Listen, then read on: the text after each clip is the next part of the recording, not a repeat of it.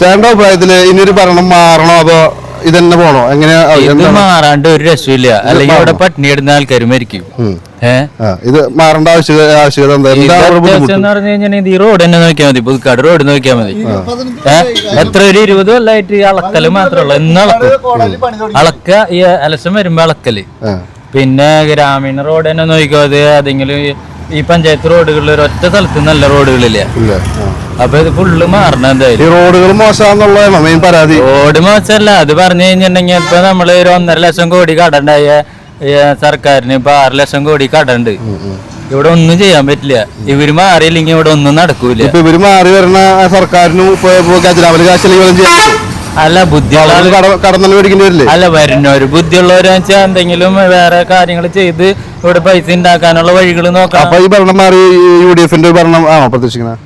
ഞാന് അങ്ങനെ ഇത് പറയില്ല.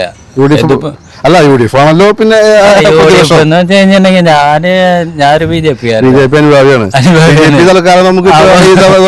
ഞാൻ പറയുന്ന വെച്ചിട്ടുണ്ടെങ്കിൽ ഇത് വരണം. അത് വന്നു കഴിഞ്ഞാലേ കാര്യമുള്ളൂ. കേന്ദ്രത്തിൽ നിന്ന് ഈ നിലയ്ക്ക് പോയാൽ എത്ര വർഷം കഴിയുമ്പോൾ ഇവിടെ BJP അധികാരത്തിൽ വരും?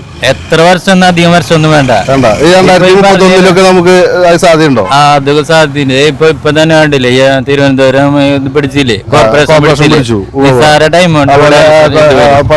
പാലക്കാട് അങ്ങനെയുള്ള സ്ഥലങ്ങളിലൊക്കെ അവര് വരാണ്ട് ഇവിടെ ഇവർക്ക് ഒന്നും ചെയ്യാൻ പറ്റില്ല. എത്ര സീറ്റ് കിട്ടും BJP? എന്തായാലും ഒരു 5-8 സീറ്റ് എങ്കിലും പിടിക്കും. 8 സീറ്റ്. തൃശ്ശൂർ ഉറപ്പാണ്. തൃശ്ശൂർ, പാലക്കാട്, ഇതൊക്കെ പാലക്കാട് അങ്ങനെ